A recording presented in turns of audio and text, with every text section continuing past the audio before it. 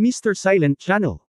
Please don't skip the ads, at paki-like naman, share at subscribe mo na rin, salamat. Chapter 111 Huwag kang magab kung wala kang pera. Matapos magtagal sa silid, lumabas sina Jingzi at Hanhan. Tahimik at desyerto ang looban. Naglakad silang dalawa sa likod ng bulwagan sa direksyong pinanggalingan nila, at tumingin sa papel na bintana na nakabukas sa isang sulok. Ang pangunahing pasukan ng pangunahing bulwagan ay sarado, at may pinto sa gilid na patungo sa gilid na bulwagan. Isang tao lamang ang pinapayagang pumasok sa pangunahing bulwagan sa isang pagkakataon.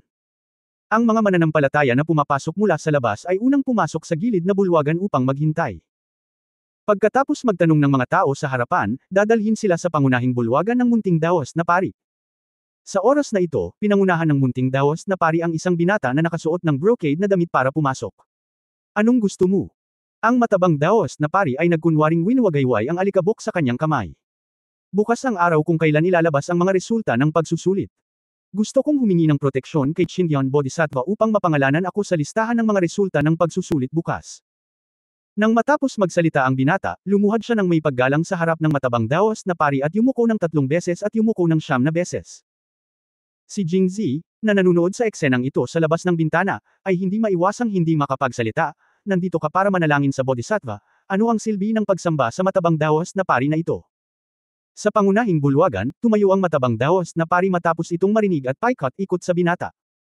Nang tumayo siya, nalaman ni Jingzi na ang nakatayo sa harap niya ay isang Chindian Bodhisattva na eksaktong kapareho ng nasa looban, ngunit ito ay ilang beses na mas maliit.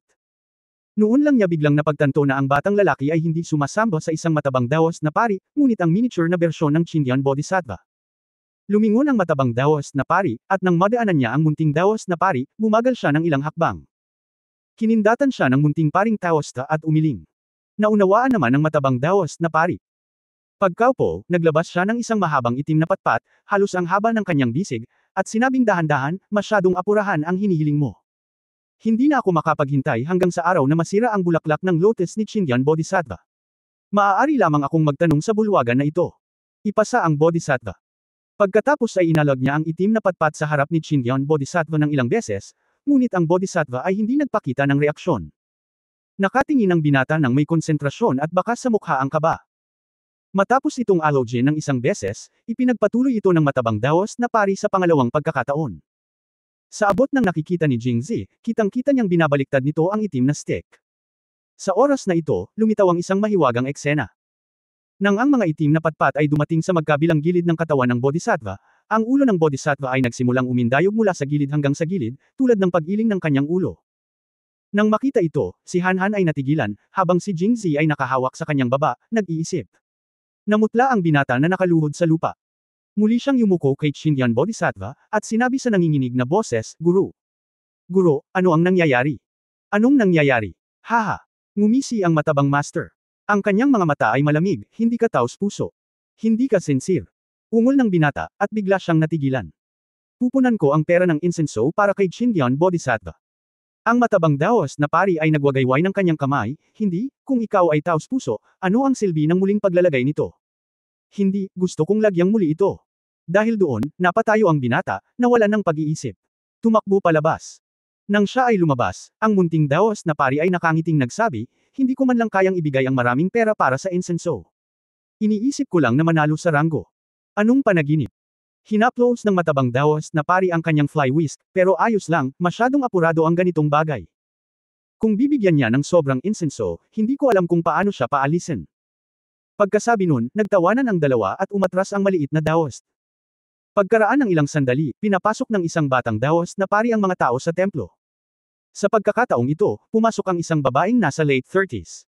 Mababa ang kilay, mabagal na hakbang, at masikip ngunit manipis na damit.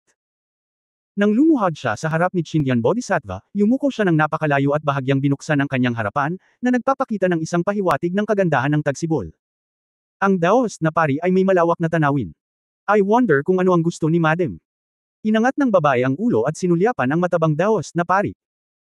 Namumula ang kanyang mga tenga at mga templo, ang kanyang mga mata ay parang tubig sa bukal, nakagat niya ang kanyang labi sa hiya, ibinaba ang kanyang ulo at ibinaba ang kanyang dibdib nang walang sinasabi. Ang matabang daos na pari ay hindi natinag at seryosong nagsabi, mayroon bang pagtatalik? Pagkatapos ay itinaas ng babae ang kanyang ulo at sinabing, siguro kung may paraan ang Panginoon para malutas ito. Ang paraan upang malutas ito ay nangangailangan ng patnubay ng isang bodhisattva. Pagkatapos ng isang paghinto, nagpatuloy ang matabang pari ng tao, gayunpaman, ang mga pribadong bagay tulad ng mga usapin sa kama ay kailangang harapin sa malinaw na kalangitan at liwanag ng araw. Kahit na ang isang bodhisattva ay mahihirapang pag-usapan ito. Kung nais mong lutisin ito, aabutin ng gabi. Nagkataon na ang Guigon ay may pribadong silid sa likod bahay. Bakit hindi mo pag-usapan ang pamamaraang ito sa aking asawa mamaya? Gabi na, okay. Kung gayon, ikaw ang bahala, master. Tumingin muli ang babae sa matabang Daoist, at pagkatapos ay inakay palabas ng templo ng maliit na Daoist. Sa labas ng bintana, muling hindi nakaimik si Jingzi. Maaari ba akong humingi ng tulong kahit na ang kama ay hindi magkatugma? At sa pakikinig sa matabang paring Daoist na sagot, malinaw na gusto niyang gumawa ng mga bagay sa gabi. Ang pinakamahalagang bagay ay makita ang ugali ng babae. Parang alam niya, pero hindi niya ito tinatanggihan. Sa halip, inaabangan niya ito. Ito ay hindi isang Daoist na templo, ngunit mas katulad ng isang tindahan ng pato. Ngunit si Jingzi ay may pangkalahatang pag-unawa sa mga pamamaraan ng matabang Daoist, at ayaw na niyang mag-aksaya pa ng oras, tinawagan si Hanhan pabalik. Habang nasa daan, may kakaibang ekspresyon si Hanhan. Young Village Master, akala ko noong una ay sinungaling lang ang Daoist priest na ito, pero ngayon parang hindi siya ganap na tama. Oh, bakit? Narinig ko lang na sinabi ng mga tao na lumalaki ang rebulto ni Chindian Bodhisattva sa harap ng bakuran. Akala ko ay kasinungalingan, ngunit ngayon ko lang nakita ng sarili kong mga mata na talagang umiling si Chindian Bodhisattva. Tila sinungaling ang matabang Daoist na pari, itong Daoist na templo ang Chindian Bodhisattva's village leader ay maaaring makipag-usap sa mga Diyos sa harapan. Bodhisattva. Magalang na pinag-aralan ni Hanhan. Talaga. Ngumisi si Jingzi, iniisip na ang gayong simpleng panlilin lang ay maaaring hindi mapipigilan, ngunit masasabi lamang na napakaraming tanga. Kung gusto mo akong sambahin, hindi ko gagawin. Pero, napakamot ng ulo si Hanhan at sinabing, pero wala akong pera. Ngayon lang niya nakita na ang sinumang maaaring sumuko kay Chindian Bodhisattva, ito syempre, ang pera para sa insenso at insenso ay hindi maaaring mas mababa. Kung wala siyang anumang bagay sa kanyang mga kamay, paano siya pagpapalain ng Bodhisattva? Sinulyapan siya ni Jingzi at pumasok sa bahay nang hindi lumilingon. Huwag mong gawin kung wala kang pera. Maganda ang hospitality ng matabang Daoist na pari. Pagsapit ng gabi, sunod-sunod na lumitaw ang manok, pato, at isda. Para kina Jingzi at Hanhan, na kumakain ng tuyong pagkain sa loob ng halos 10 araw, ang tukso ay hindi banggitin kung gaano ito kahusay. Nagtaas sila ng pisngi at sinimulan nilang kainin ang pagkain. Pagkatapos ng hapunan, dinala din ang bath bucket na hiniling ni Jingzi. Pagkatapos kumain at uminom ng sapat, sumawsaw ako sa balde, hindi banggitin kung gaano kaganhawa ang naramdaman ko. Kahit ang tanga sa kapitbahay ay nakalimutan na siyang guluhin ng pera para magsunog ng insenso at samamba kay Buddha. Pagkatapos maligo, may nagtanggal ng balde. Nakahiga si Jingzi sa kama at inisip ang itinerary bukas. Dalawang kontrabida ang sabay na lumitaw sa kanyang isipan. Little White Man, turuan ng leksyon ang matabang Daoist. Maliit na itim na lalaki, hindi ba mas mabuting pumunta sa Beijing ng direkta kasama niya at makakuha ng ilang mga benepisyo? Little White Man, nakikita mo ang napakaraming tao na nalinlang, kaya mo bang malimpasan ang hadlang na ito? Little Black Man, ano ang mahirap dito? Siya ay isang cannibal na may maikling dila at malambot na kamay. Ngayon, inayos siya na kumain at uminom sa isang komportableng silid, at sa wakas ay pinagsama-sama ang iba. Ito ba ay isang mahirap na daan upang tumawid? Tsaka nanlaloko lang siya ng pera, at wala siyang ginawang masama. Napakaraming tao ang nandarayan ng pera sa mundo, kaya mo bang kontrolin silang lahat? Little White Man, maraming tao ang nanlaloko ng pera. Ngayong nakabangga mo na siya, pakialam. Maliit na itim na lalaki, pumunta sa impyerno. Maliit na puting lalaki, halika. Tapos sabay kaming namatay. Hindi naman masyadong marami ang chapter 112, di ba? Ba? Napabuntong hininga si Jingzi matapos makitang namatay ang dalawang kontrabida ng Makar, inig siya ng katok sa pinto. Sino ito? Anya, bumangon sa kama at naghahanda na buksan ang pinto. Master Han, ako ito. Ang boses ng matabang Daoist na pari ay nanggaling sa labas ng pinto. Binuksan ni Jingzi ang pinto at nakita ang isang matabang Daoist na pari na may pulang mukha na nakatayo sa labas ng pinto, hinihimas ang kanyang mga kamay. Matapos siyang makita, ngumiti siya ng pilyo, Master Han, narito ako para bigyan ka ng malaking regalo. Nagdadalawang isip pa siya. Huwag kang mag-lecture. Pumunta ka lang para magbigay ng regalo. Napakahirap hawakan ng mga tao. Pero na-curious pa rin siya at nagtanong, anong klaseng regalo? Ang matabang Daoist na pari ay ngumiti ng malazwa, lumipat sa gilid, at kumaway kay Jingzi, Master Han, sumama ka sa akin. Ang pakpak sa likod bahay ng Daoist Temple ay nahahati sa dalawa ng berdeng brick wall. May isang malaking silid at isang maliit na silid. 4 na wing room lang ang magkasunod sa maliit na gilid. Si Jingzi at Hanhan ay nakatira sa isa, kasama sina Jingzi sa gitna at Hanhan sa kanan. Nang marinig ang kaguluhan, lumabas din si Hanhan at sinundan ng matabang daost sa pintuan ng pakpak sa kaliwa ni Jingzi. Binuksan ng matabang daost ang pinto at gumawa ng invitation gesture kay Jingzi. Si Jingzi, na punong-puno ng mga tanong, ay pumasok at nakitang halos kapareho ng sa kanya ang layout ng kwartong ito. Ang sandalwood ay nasusunog sa mesa, at isang mahina, hindi maipaliwanag na aroma ang lumutang sa silid. Muli siyang tumingin sa kama, nagulat siya nang makita ang isang babaeng nakasuot ng light pink na umiikot na damit na nakahiga sa kama. Dahil may nakasabit na manipis na kurtina sa labas ng kama, hindi niya maaninag ang mukha niya. Master Han, dapat ay pagod ka sa pisikal at mental pagkatapos maglakbay sa buong mundo sa loob ng maraming araw, kaya espesyal na pinadalhan ka ni Pindaw ng isang babae upang maibsan ang iyong pagod. Ang munting daos na pari sa tabi niya ay sumingit din, Master Han, ang babaeng ito ay sanggol pa. Kami ang Master ay nagplano na mag-enjoy dito ng mag-isa, ngunit nang makita niya ang Master na darating, siya ay nagkusa na isuko ito. Ang matabang daos na pari ay mahinhin na ikanaway ang kanyang kamay, ito ay isang maliit na bagay, hindi dapat banggitin. Hindi man lang natinag si Jingzi. Galit. Bagaman ako ay malayo sa sekta sa loob ng maraming taon, wala akong natatandaang sinuman sa sekta na gagawa ng gayong mga bagay ng pagpilit at pangmomolestya sa mga babae. Tinaasan niya ng kilay ang matabang daos na pari at malamig na sinabi, ano ang pagkakaiba ng paggawa nito sa sekta ng Diablo? Kung ito ay kumalat, ang reputasyon ng 4 na sekta ay masisira mo. Isa ka ba talagang disipulo ng aking Qingyan sect? Nang marinig ito, hindi natakot ang matabang pari ng tao. Ang pagganap ni Jingzi ay tila lampas sa kanyang inaasahan, at siya ay nanunuya pa rin sa kanyang puso, bagamat ikaw ay tinatawag na master, ikaw ay binata pa rin. Hindi mo naranasan ang saya ng mga lalaki at babae, kaya madaling tumanggi. Mali ang mga salita ni Master Han. Paano ito maaaring sapilitang pangmomolestya? Ang matabang daos na pari ay mahinahong nagsabi, maaaring sumama si Master Han sa kawawang daos upang tingnan. Siya lumabas ng kwarto at tumawid sa moongate sa gitna ng pader ng courtyard. Pumunta ang lahat sa kabilang bahagi ng bakuran. Sa oras na ito, ang buwan ay sumisikat sa mga sanga, at ang pilak na liwanag ay tumatakip sa lupa. Sa mga hilera ng mga silid sa pakpak, ang mga ilaw ay dim at anino. Walang nasusunog na insenso, ngunit napuno ng amoy ang dulo ng aking ilong.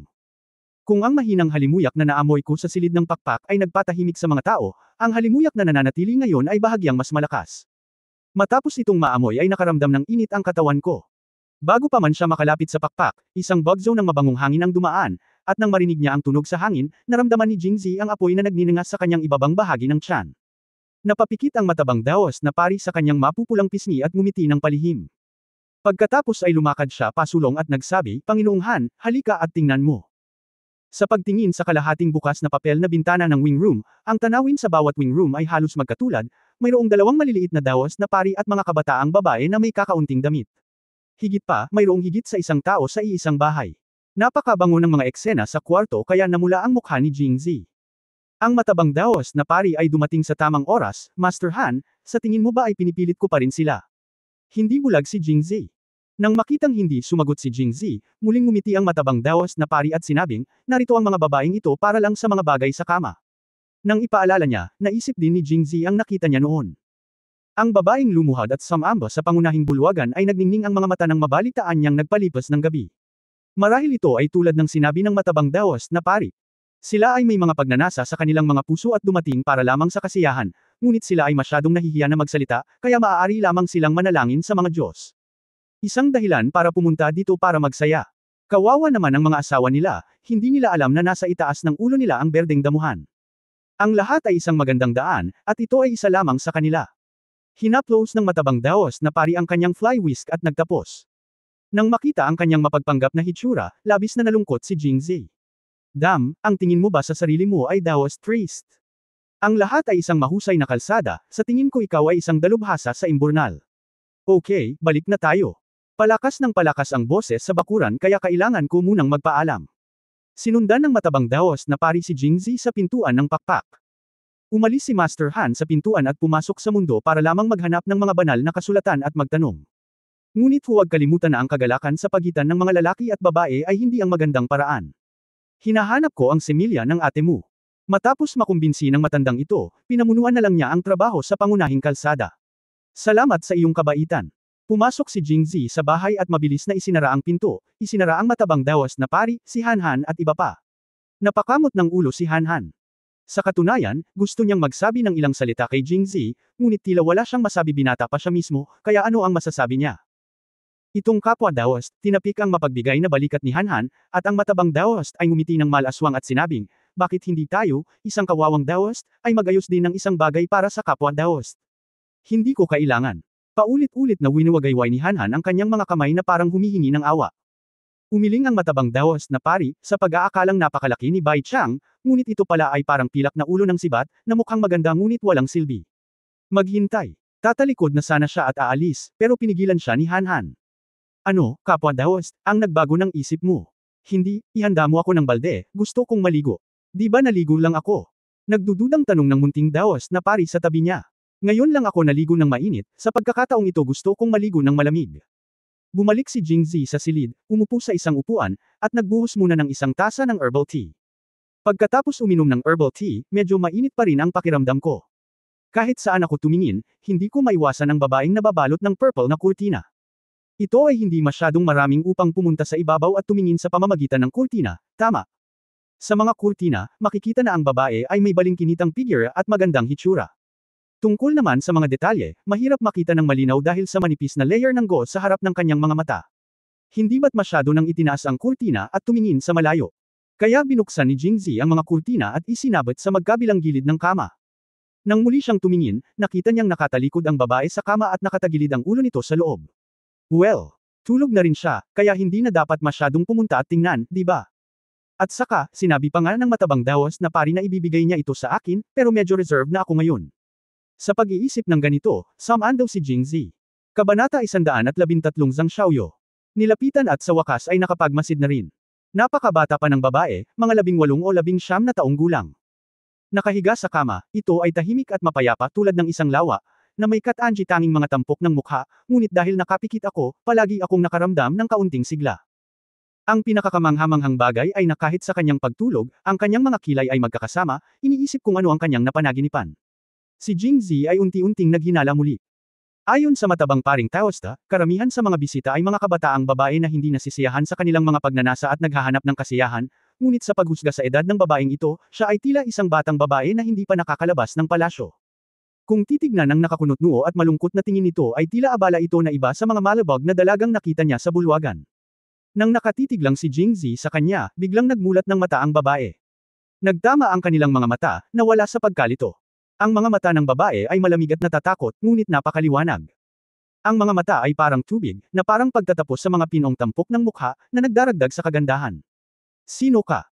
Nang mawala sa pag-iisip si Jingzi, itinulak siya ng babae palayo, ikinulong ang kanyang mga kamay sa harap ng kanyang dibdib, umatras sa sulok ng kama, at maingat na tiningnan siya. Mapait na ngumiti si Jingzi, iniisip kung paano ipapaliwanag sa kanya. Sa pagkakataong ito, itinaas ng babae ang kubrekama at muling tumingin sa loob. Tila wala siyang napansing kakaiba, at sa wakas ay nakahinga siya ng maluwag. Nang makita ang eksenang ito, sinabi ni Jingzi, huwag kang mag-alala, dito ka lang natulog. Bakit ako dito natulog? Nakatitig sa kanya ang babae, nag-iingat pa rin. Ito, dapat kitang tanungin, bakit ka nakatulog?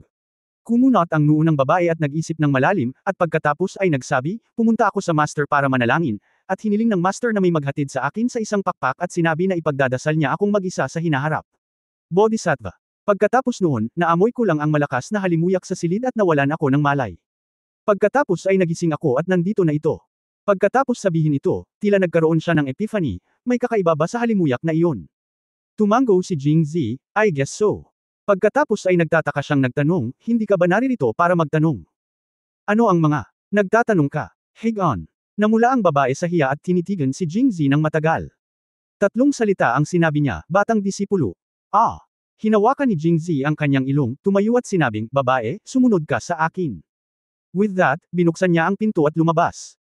Hindi man mahaba ang contact time ay naramdaman ng babae na tila walang masamang intensyon ng binata sa kanyang harapan kaya hindi na siya nag-isip, nagayos ng damit at lumabas. Mula sa kanyang pisngi hanggang sa kanyang tenga at leeg, hindi siya naglakas loob na sumulong. Tinitigan niya si Jingzi at malamig na sinabi, bakit mo ako dinala dito? Medyo nahiya rin si Jingzi na isama ang babaeng ito. Medyo hindi makatwira na panoorin ang live na broadcast. Dahil nakita ito ng babae, bumalik tayo. Bago pa siya makatapos magsalita ay nakatakas na ang babae. Siyempre, isang tahimik na gabi ngayon, at wala siyang mapupuntahan maliban sa pakpak. Pagkapasok sa bahay, ipinaliwanag ni Jingzi ang pangkalahatang usapin. Sa wakas, sinabi niya, iba ang babae sa mga babaeng iyon. Hindi ko alam kung bakit siya muling lilito dito. Pagkarinig nito ay sinabi ng babae na may halong lungkot sa mukha. Ang apelyido ng babae ay Zhang Xiaoyo, isang napakagandang pangalan. Si Zhang Xiaoyo ay tubong Jingzhou. Ang kanyang ama, si Zhang Zuoxian, ay nagpapatakbo ng isang negosyong gawaan ng alak sa Jingzhou. Ang gawaan ng alak ng pamilya Zhang ay medyo sikat sa Jingzhou. Ilang buwan na ang nakalipas, isang malaking customer ang biglang dumating sa bahay at umorder ng 2,000 tail ng alak mula kay Zhang Zhu. Si Zhang Zuoxian ay hindi pa nakatanggap ng ganitong kalaking order, at siya ay medyo nag-aalangan sa kanyang puso, ngunit ang kabilang partido ay kaagad na kumilos at binigyan siya ng 500 tail ng pilak bilang deposito. Alam mo, mahirap ang negosyo sa Jingzhou. Mayroong hindi bababa sa 10 gawaan ng alak lamang, at ang kompetisyon ay mabangis. Kung mapapanalo nito ang order na ito, maaaring samantalahin ng Zhangja Winery ang pagkakataong palawakin ang sukat nito. Ang posisyon ng numero 1 gawaan ng alak sa Jingzhou ay maaari ding maupo ako. Kaya matapang na kinuha ni Zhang Zuoxian ang order. Bagamat malaki ang Zhangja Winery, limitado talaga ang working capital nito. Upang mabilis na makumplito ang order na ito, itinaya ni Zhang Zuoxian ang lahat ng kanyang kayamanan, nag-recruit ng mga tropa upang palawakin ang sukat ng winemaking, at bumili ng malaking halaga ng butil upang simulan ang winemaking. Sa panahong ito, tinanggihan din niya ang ilan sa kanyang mga lumang customer at inilaan ang lahat ng kanyang lakas sa order na ito. Nag-overtime siya at sa wakas ay ginawa ang lahat ng alak. Sa oras na ito, nawala ang malaking customer. Sa oras na ito, ang Zhangja Winery ay walang karagdagang pondo maliban sa alak. Matapos maghintay ng kalahating buwan na walang balita mula sa isang malaking customer, nagpasya si Zhang Zuoxian na huwag na siyang hintayin at binalak na ibenta ang alak sa mga orihinal na regular na customer. Pero may mas hindi inaasahang nangyari sa kanya. Tila alam ng lahat ng mga restaurant at brothel sa Jingzhou na siya ay nalinlang. Ang Zhangja Winery ay may malaking halaga ng alak na hindi nila maibenta, kaya nagsimula silang ibaba ang presyo, at ang presyo na kanilang inaalok ay talagang mas mababa kaysa sa presyo ng gastos. Kung mas marami kang ibinebenta, mas malaki ang babayaran mo. Hindi kinaya ni Zhang Zuoxian ang kasuklam-suklam na mukha ng mga taong ito na sinamantala ang sitwasyon. Upang magkaroon ng reputasyon, mas gugustuhin niyang ibuhos ang alak kaysa ibenta sa kanila. Gayunpaman, upang magmadali sa paggawa ng mga alak na ito, hindi lamang niya ginugol ang lahat ng ipon ng kanyang pamilya, ngunit humiram din siya ng maraming pera. Kamakailan, ang mga nagpapautang na ito ay dumating upang mangolekta ng mga utang pagkatapos marinig ang balita, at hindi nila makuha ang pera. Walang pagpipilian si Zhang Zuoxian kundi isala ang tindahan ng alak, at naiwan na lamang sa kanya ang isang bahay at isang bodega ng alak. Hindi makayanan ng suntok na ito, si Zhang Zuoxian ay nagkasakit sa kama. Bilang anak, nalungkot at galit si Zhang Xiaoyo nang makita niyang nagkasakit ang kanyang ama. Gayunpaman, bilang isang babaeng patutot, gusto niyang tumulong ngunit wala siyang magawa. Narinig niya na ang Qingyanman ay nagbukas ng isang bagong Daos na templo sa labas ng lungsod, at ang Qingyan Bodhisattva ay hindi lamang maaaring lumago, ngunit lumilitaw din. Tumango at umiling-iling, si Zhang Xiaoyo ay lihim na pumunta rito upang manalangin ng hindi sinasabi sa kanyang pamilya. Pagkaraang marinig ito, nagtatakang nagtanong si Jingzi, hindi darating ang taong ito para saktan ka ng walang dahilan, tama ba? May nasaktan ba siya? Kinagat ni Zhang Xiaoyo ang kanyang labi, malamig na sinabi ni Zhang Xiaoyo, nauna nang dumating sa bahay ang Crown Prince ni Prinsipe Jin. At sinabi sa aking ama na gusto niya akong kunin bilang isang babae sa mansyon ng prinsipe, ngunit tumanggi ang aking ama. Naghihinala ka na siya iyon. Ngayong gabi, tinulungan ko si Zhang Xiaoyo at pinanatiling inosente, kaya walang intensyon si Jingzi na tulungan itong babaeng nakilala niya kapag nagkataon. Kung tutusin, marami pa siyang gagawin pagkapasok sa Jingzhou. Ngunit nang mabalitaan niya ang tungkol kay Prinsipe Jin, naging masigla siya. Masyadong maliit ang mundo. Hindi ko inaasahan na lilito ang mga kalaban ko bago pa man ako tumuntong sa Jingzhou. Pagkatapos ng lahat ng mga restaurant at brothel sa Jingzhou ay nagsimulang magpababa ng mga presyo, si Prince Jin ay nagpakita ng isang beses at sinabi na hanggat ako ay pumayag na maging kanyang asawa, tutulungan niya ang Zhangja Winery na makayanan ang mga paghihirap. Kung ganyan ang sasabihin mo, posible talaga ito. Ang Crown Prince Jin ang nagplano nito. Tumingin si Jingzi kay Zhang Xiaoyo at dahan-daang sinabi. Kabanata 114 hindi masama. Dati lang hinala. Tumango si Zhang Xiaoyo, ngunit nang maglaon ay nabalitaan ko na ang binili naming tindahan ng alak ay binili ng prinsipe ng Jin, at lahat ng mga naunang clerk ay pinanatili. Ang mga regular na customer ng aming pamilya ay sinimulan kong bilhin ang kanyang alak, at ang presyo ay kapareho ng noong binili ko ito sa amin noon, nang hindi binabaan ang presyo. Marahil ay labis siyang nagalit, at sa huli, ang boses ni Zhang Xiaoyo ay naging sobrang nanginginig. Ang sagot ay halata na. Gumamit lamang si Prince Jin ng ilang mga trick para sirain ang Zhangja Winery. Ayon sa kanyang pag-iisip, si Zhang Xiaoyu, na sa wakas ay desperado, ay tiyak na magsusumamo sa kanya na kunin siya bilang kanyang asawa. Saglit lang noon. Walang duda na siya ang biolohikal na ama at anak. Nakangiting sabi ni Jingzi sa sarili. Noong una, sinamantala ng hari ng Jin ang sitwasyon at nilayo niyang gumawa ng masama sa kanyang ina. Ngayon ang kanyang anak ay mas mahusay kaysa sa berde, at maging ang ama o ang anak ay hindi mabuting tao. Siyempre, ipagpalagay na hindi mo nakikilala si Jingzi. Ngayong nakilala na niya siya, plano ni Jingzi na turuan siya ng leksyon. Anong sabi mo? Sinasabi ko sa iyo, ngumiti si Jingzi, hindi uubra ang pagtatanong sa mga Diyos at pagsamba sa mga Buddha para sa ganitong uri ng bagay. Bukod pa rito, itong Daos na templo ay walang bodhisattva na sasambahin maliban sa paggawa ng pera at prostitution. Maling lugar ang pinili mo. Nang marinig ito, naging malungkot ang mukha ni Zhang Xiaoyu. Gayunpaman, matutulungan kitang ibenta ang lahat ng alak sa bahay. Talaga, paano ako makakatulong? Hanggat ibinebenta mo ang lahat ng alak sa bahay, ang pamilyang Zhang ay mabubuhay muli sa lalong madaling panahon. Paano ako makakatulong? Hindi ko maipaliwanag sa ilang salita lang. Kailangan kong bumalik at makita ang iyong ama. Okay, sagot ni Zhang Xiaoyu, at pagkatapos ay biglang nagtanong, bakit gusto mo akong tulungan? Siyempre tayo ang nakatadhana. Habang nagsasalita siya, sinasadya ni Jingzi na tumingin sa kanya mula sa ibaba hanggang sa itaas. Nagulat si Zhang Xiaoyu, na paatras ng 2 hakbang, sumandal sa sulok ng kama, at tinitigan siya, na naginip ka. Posible bang nangangarap ka ng katulad ko? Ikaw, huwag kang lalapit. Yumuko si Zhang Xiaoyu sa sulok habang nakahalukip-kap ang kanyang mga braso, halos umiyak nang makita niya si Jingzi na papalapit, ang mga bulaklak ng peras ay natatakpan ng ulan, lubhang nakakaawa. Nagpa siya si Jingzi na huwag na siyang kulitin at nakangiting sinabi, banibiro lang kita. Kung may ideya talaga ako, bakit ako maghihintay hanggang ngayon? Mahinahon itong inisip ni Zhang Xiaoyu. Gaya nga ng sabi niya, noong nawalan siya ng malay kanina, wala siya doon. Hindi sinamantala ang panganib ng iba. Nakahinga siya ng maluwag at umupo sa kama. Si Xiaoyu ay mahiyain. Master, mangyaring huwag mo akong takutin. Naniniwala ka ba sa akin sa pagkakataong ito? Tumango si Zhang Xiaoyu, nakikita ni Xiaoyu na si Master ay isang mabuting tao, kaya siya ay mapagkakatiwalaan.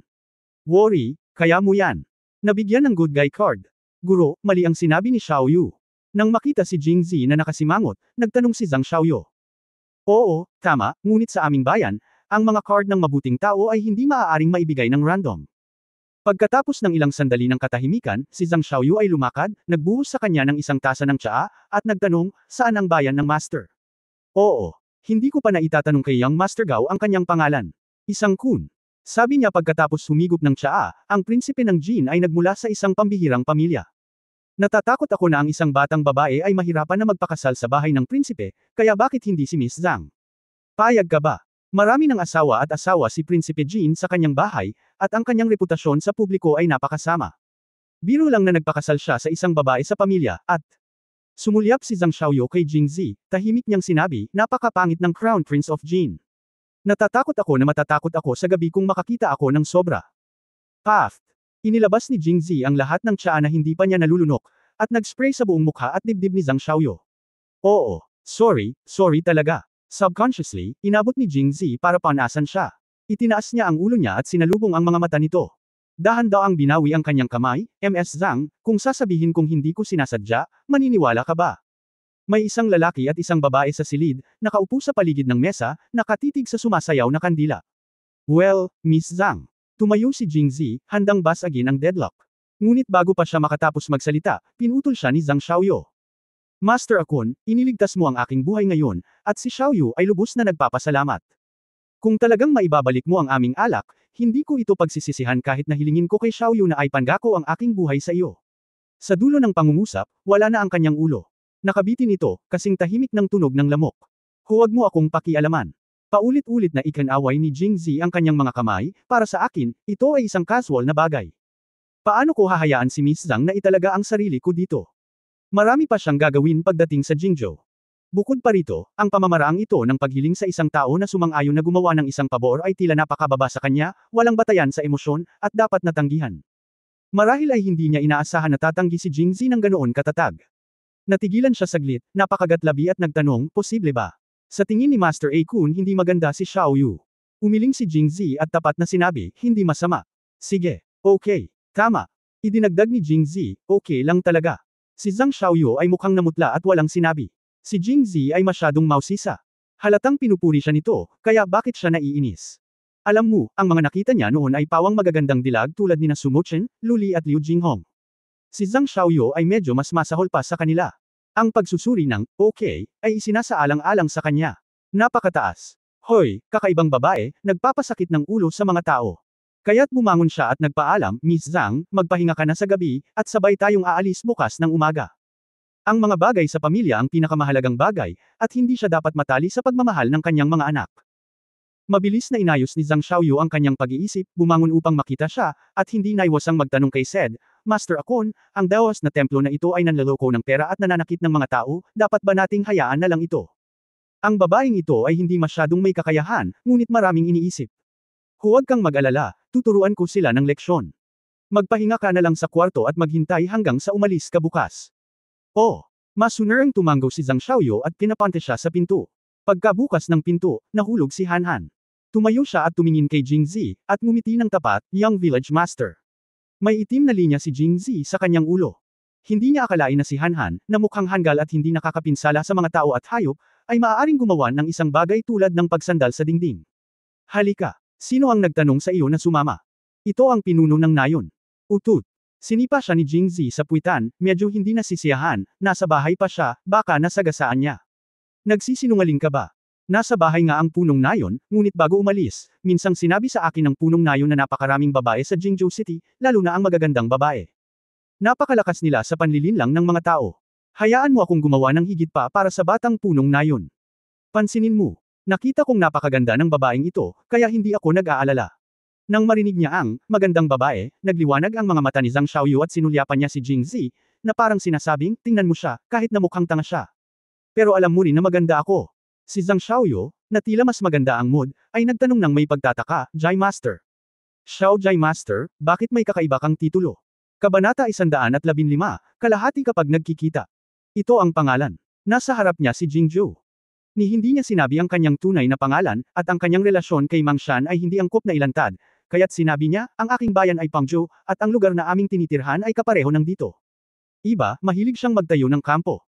Dahil nakatira siya sa isang nayon, natural niyang tinatawag na Young Village Master ang may-ari ng nayon. Si Zhang Xiaoyu ay hindi masyadong nag-isip tungkol dito, iniisip na ito ang parehong titulo ng Master, Young Master, at Miss sa Jingzhou City. Dahilan. Tumanggaw siya, tumingin kay Han, at sinabing may paghanga, ang sarap. Pagkatapos ay sinulyapan niya si Jingzi at ngumiti na parang bata, higit na mas mahusay kaysa sa iyong batang punong nayon. Ilang salita pa ang sinabi ni Jingzi, pagkatapos ay umatras sila ni Han. Ang matabang daos na pari at lahat ng maliliit na daos na pari ay abala sa pagsasaya sa sandaling ito, at ang buong patio ng Daos Temple ay desyerto. Nagbiro si Jingzi, gusto mo pa bang sambahin ang Bodhisattva? Wala na. Muling dumura si Han, kahit na ang Bodhisattva na ito ay tunay na mabisa, isa pa rin siyang tulala. Dahil ayaw na nating samamba, maaari na tayong pumunta at sumunod sa kanya. Bodhisattva, hayaan mo akong pahiram sa iyo ng pera. Pagkatapos sabihin iyon, kinuha niya si Han upang maghanap ng isang sako at naglakad patungo sa harapan, naghahanap ng isang madaling gamiting kasangkapan na parang pala. Batang pinuno ng nayon, ito ay isang Daos na templo, hindi isang farmhouse. Saan ako makakahanap ng pala? Ungol ni Han habang hinahanap ito. Hanapin mo na lang. Kung hindi mo mahanap, hukayin mo na lang gamit ang iyong mga kamay. Naglakad silang dalawa at naghanap mula sa likod bahay hanggang sa harapan. Mukhang, hindi na kailangan pang hanapin. Tinitigan ni Jingzi si Qindian Bodhisattva, nag-iisip.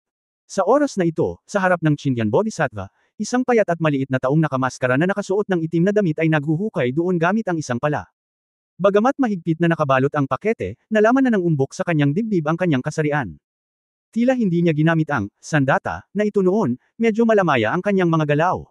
Young Village Master, tayo. Siya. Tahimik na kilos si Jingzi at Bamulong, hintayin mo siyang maghukay, at pagkatapos ay maaari na tayong umakyat pagkatapos maghukay. Pagkasabi nun ay nagtago silang dalawa sa tabi ng main hall.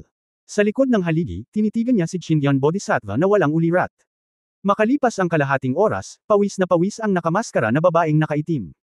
Ngunit nagbunga ang pagsusumikap. Isang malaking hukay ang hinukay mula sa bulaklak ng lotus sa ilalim ng Qindian Bodhisattva, at ang labas ay napuno ng lupa at puting mga bagay na hugis bin. Tumigil sandali ang babaeng nakamaskara, inilabas ang sako na inihanda, at tumalon sa hukay. Tara na! Lumabas si Jingzi kasama si Han at pumunta sa hukay. Yumuko siya at hinawakan ng pisngi habang pinagmamasdan ang babaeng nakamaskara na abala sa hukay. Napabuntong hininga pa siya sa kanyang puso, napakalaki at bilog ng lupang ito. Mukhang natauhan naman ang babaeng nakamaskara, napatigil ang mga galaw niya at napaangat ng ulo. Nagtama ang kanilang mga mata, at tila tumigil ang oras. Sa ilalim ng liwanag ng buwan, ang mga mata ng babae ay parang hamog na nagyelo, napakalamig. Busy ka ba? Unang nagsalita si Jingzi, gusto mo bang tumulong? Nang makitang walang sinabi ang babae, sinabi ni Jingzi, okay lang na hindi tumulong, pero kailangan nating magkasundo na kalahati nito kapag nagkita tayo. Gawin mo. Hindi. Tumitig sa akin. Kung may iba man, hindi ko itatago ang kalahati nito. Hindi ba't nakakatuwang makita ang isang katulad mong babaeng umuuwi ng walang dala pagkatapos magtrabaho buong magdamag? Tumitig. Hoy, kanino tinuturo mo yang pala mo?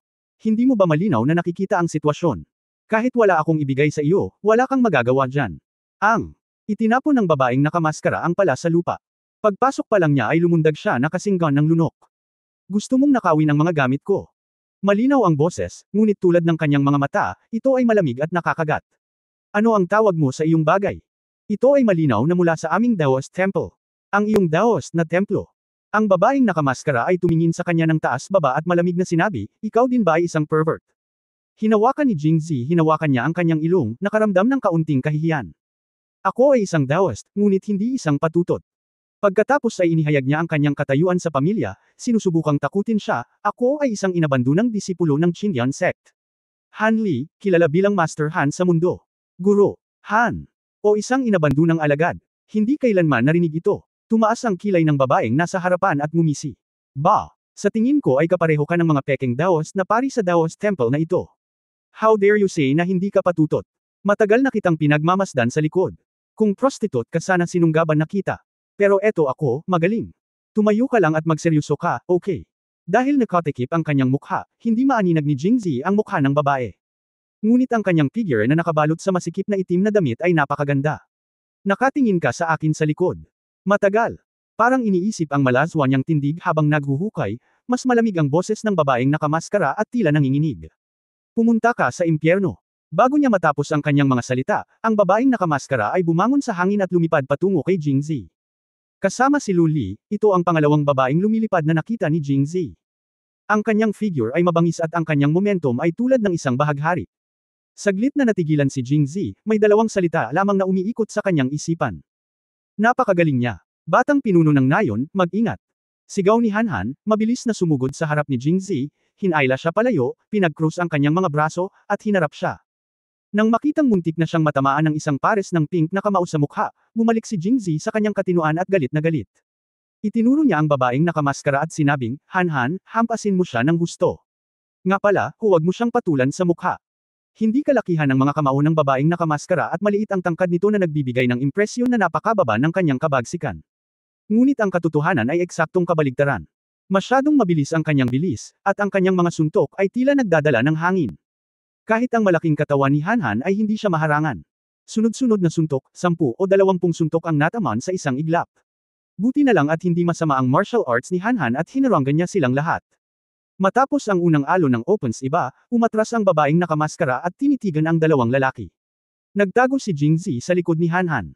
Mula sa kanyang pananaw, ang mga kamay ni Hanhan na nakasabit sa kanyang likuran ay hindi lamang namumula at namamaga, kundi nanginginig din. Ang babaeng ito, napakalakas. Sabay na nag-isip sina Jingzi at Hanhan. Akala ko napakalakas niya. Posible bang hindi niya kayang talunin ang isang batang babae? Napakurap ang babaeng nakamaskara at sinabi sa matamis na boses. Dinuraan ni Jingzi ang kanyang puso, hindi maganda. Kung hindi niya ito nagawang talunin, sinugod niya ito, idiniin sa kondanga niya at pinalo ng malakas ang pipi niya. Kumuha ka. Paanong ang isang matangkad na lalaki, na mga 1.8 metro ang taas, ay magtitiis na masabihan ng mga sarkastikong salita ng isang batang babae? Galit na galit, itinaas niya ang kanyang kamao at nagmamadaling lumabas. Bilang pangalawang ranggo na manlalaro sa Mang Mountain sa mga tuntunin ng pagiging epektibo ng labanan, matagal nang hindi ginagamit ni Hanhan ang kanyang buong lakas. Ang espiritu ng pakikipaglaban ay napakalaki, at ang namamanhid na braso na kanina pa ay nabigla ay tila nawalan ng pakiramdam. Sa isang iglap, dumating ang figure sa harap ng babaeng nakamaskara. Sa susunod na sandali, isang kamaong bakal na kasing laki ng isang cast arrow ang namartilyo. Lalong nakakatakot ang mga galaw ng babaeng nakamaskara. Hindi niya hinawakan ang kanyang mga braso para lumaban tulad ni Hanhan ngayon, ngunit kinuyam ang kanyang mga kamao at hinarap siya ng diretsyo.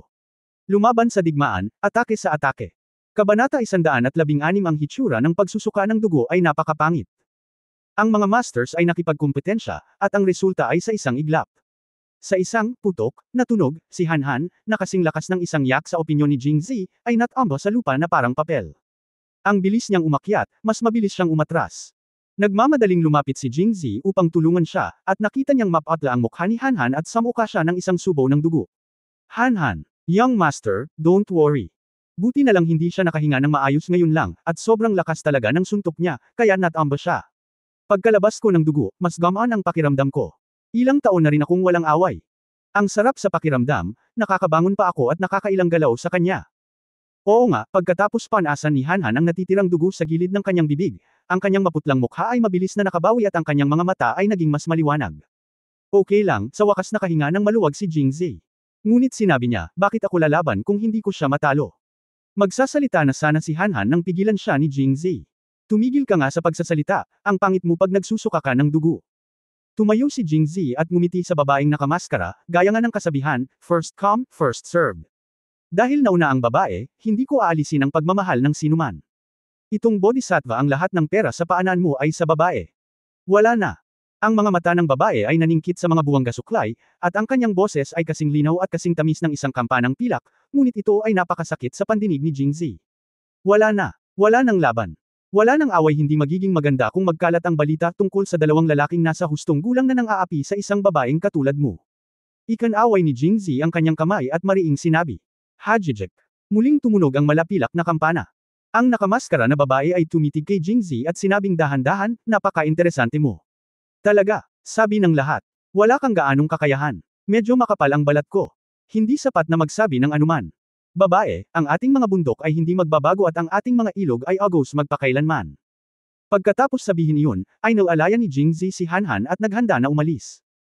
Ngayong gabi, binalak kong kunin si Han Han para agawin ang bodhisattva ng lahat ng pera at turuan ng leksyon ang mga matabang pari ng tao, ngunit ngayon ay nagbago na ang sitwasyon, ang pera ay maibibigay lamang sa iba, ang susi ay malakas ang kalaban at tayo ay mahina, hindi niya ito kayang pabayaan. Gayunpaman, ang layunin ng pagtuturo sa matabang dawas na pari ng isang aralin ay nakamit. Maghintay. Bago pa man siya makahakbang pasulong, nanggaling sa likuran ang boses ng babaeng nakamaskara. Maaari kang umalis kung gusto mo. Ngayon, punuin mo muna itong sako para sa akin. Itinuro ng babaeng nakamaskara ang malaking hukay sa paanan ng bodhisattva. Bagamat siya ay lubhang nag-aatubili, lumakad pa rin si Jingzi. Habang naglalakad siya, iniisip niya, hindi siya dapat nababalisa ngayon. Hindi ba't mas mabuting panuurin siya sandali at hintayin siyang matapos magpanggap bago tumalon? Medyo malamig ang simoy ng hangin sa gabi, ngunit napakainit ni Jingzi kaya pawis na pawis siya. Mahigit isang buwan na sa templo ang matabang dawas na pari, ngunit nakatanggap siya ng maraming pera para sa insenso. Ayon sa isang magaspang na pagtatansya, ito ay higit sa 1,000 taels. Hindi ito mapupuno sa isang sako. Buti na lang at nagdala din si Jingzi ng isa, at pinadala rin siya sa oras na ito. Ito ay lubhang kapaki-pakinabang na napuno nito ang dalawang malalaking sako. Nang mailabas ang sako mula sa hukay, bumagsak si Jingzi sa lupa dahil sa pagod, ngunit si Han Han, nakakasuka lang ng dugo, ay puno ng buhay. Mukhang tama nga siya, hindi naman seryoso ang injury kanina. Girl, tapos na tayong magpanggap, pwede na ba tayo? Tanong ni Jingzi pagkatapos panasan ang kanyang pawis. Gusto mong umalis? Nanaginip. Ang mukha ni Jingzi ay naging kulay ng atay ng baboy. Sumakit ang ulo niya nang makilala niya ang isang malakas ngunit hindi makatwirang babae. Siya, nakikita ko na ang iyong martial arts ay mahusay. Hindi ka isang ordinaryong tao sa mundo. Paano mo magagawa ang isang bagay na salungat sa iyong pangako? Kung ang salita ay kumalat, paano ka magkakaroon ng hawakan sa mundo sa hinaharap? Hajijek. Sabi ulit ng babaeng nakamaskara. Nakangiti ito, babae lang ako ngayon, at ngayon tinawag na akong heroine.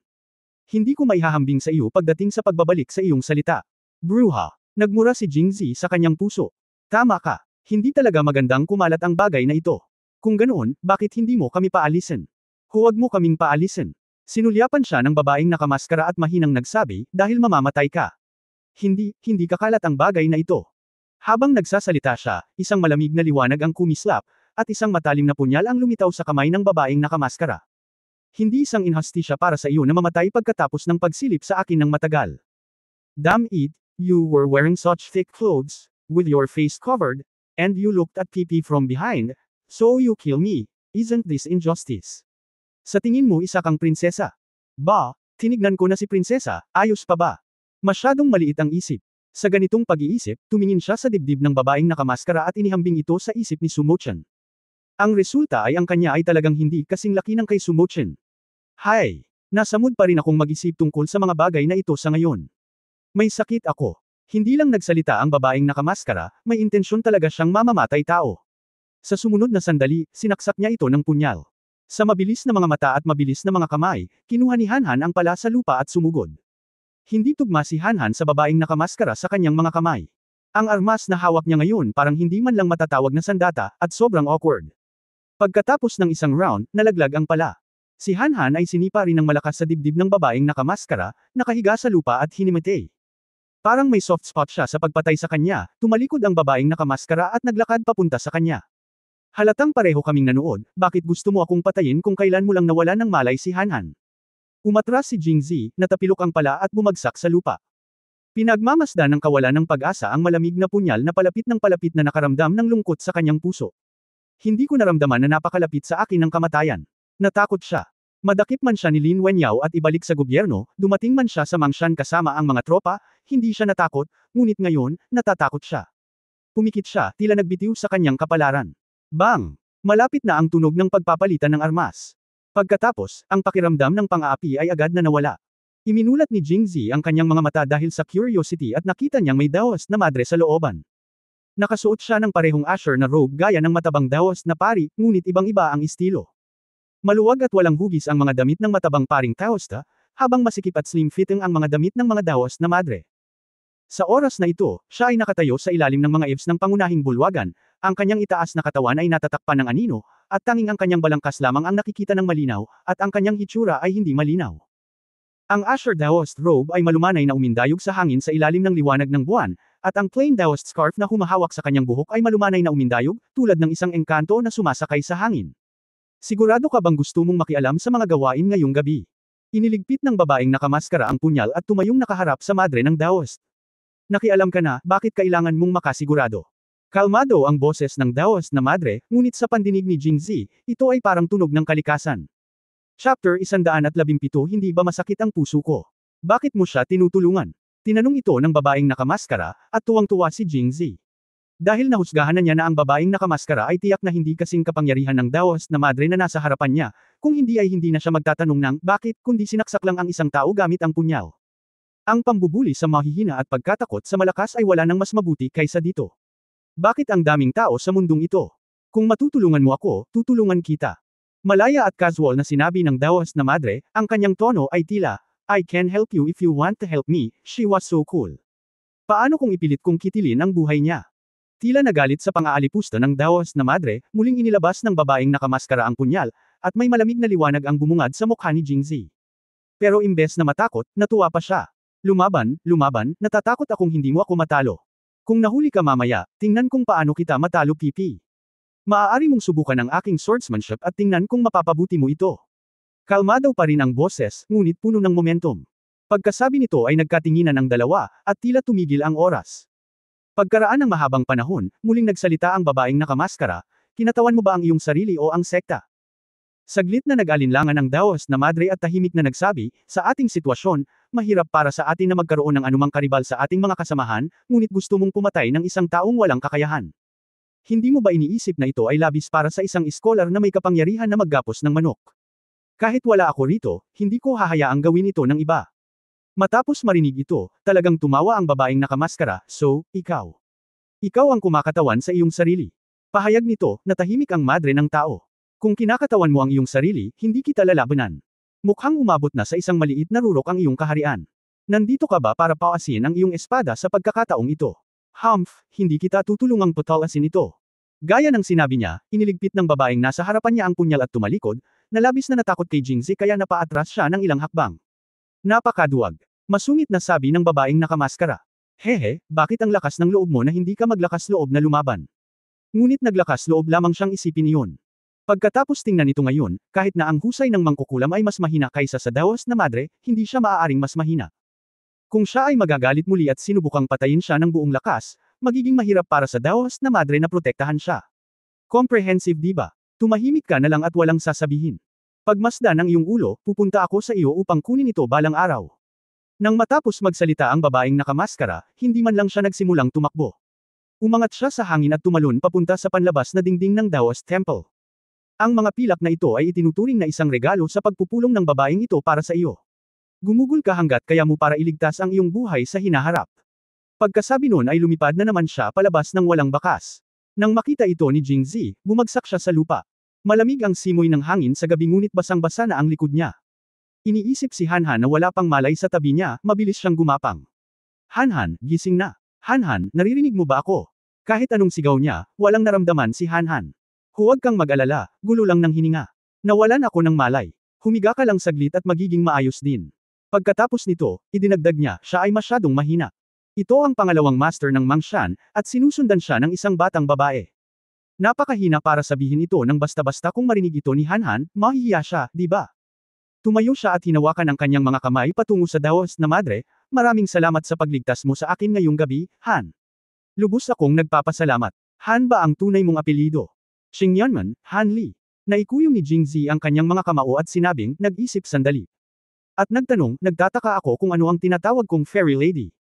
Bagamat malayo sila, nakikita pa rin ni Jingzi ang mga sulok ng kanyang bibig na bahagyang tumaas sa isang bahagyang arko. Xingyanman, Xingqiu. Hanggat hindi ako nahihiya, ang iba ay mapapahiya. Huminga ng malalim si Jingzi at sinabing, Shanggu Xingqiu, hindi ko sinasadyang magpanggap na isang disipulo ni Qingyan, gusto ko lang malaman ang mga detalye ng Daos Temple na ito. Kung may kasalanan man, sana patawarin ako ni Shanggu. Maaari siyang maghinala na ang matabang Daos na pari ay isang copycat. Ngunit walang duda na peke rin ang diwatang nagngangalang Xingqiu. Pagkatapos ng lahat, ang kanyang mga kasanayan, pananamit, pakikipag-usap, at ang pagkamangha ng babaeng nakamaskara sa kanya ay nagpapakita ng kanyang natatanging background. Hindi lang siya miyembro ng Qingyan sect, pero dapat mataas ang status niya. Mabilis na ibinaba ni Jingzi ang kanyang ulo at inamin ang kanyang pagkakamali. Well, alam ko. Alam mo. Ano ang alam mo? Nagulat si Jingzi. Ikaw. Kahit na mahilig ka sa pagsisinungaling, mayroon ka pa ring mabuting puso. Pagkatapos mag-isip tungkol dito, idinagdag niya, kung tretuhin mo ang babaeng iyon tulad ng mga patutot na iyon, hindi sana kita niligtas ngayon at hinayaan ko siyang patayin kita. Sa katunayan, may isa pang bagay na hindi niya sinabi. Sa unang pagkakataon na nakita niya si Jingzi, nakaramdam siya ng hindi maipaliwanag na pakiramdam ng intimacy sa ilang kadahilanan. Hindi niya maipaliwanag ang pakiramdam na ito, ngunit gusto lang niyang iligtas siya. Napakakaiba. Natutuwa ako, ngunit natatakot din. Ang babaeng ito ay pinagmamasdan ng bawat galaw sa Daos Temple mula sa pananaw ng Diyos mula simula hanggang katapusan, na nagpapahirap sa mga tao. Nandito ba ang fairy lady para lang sa Daos Temple na ito?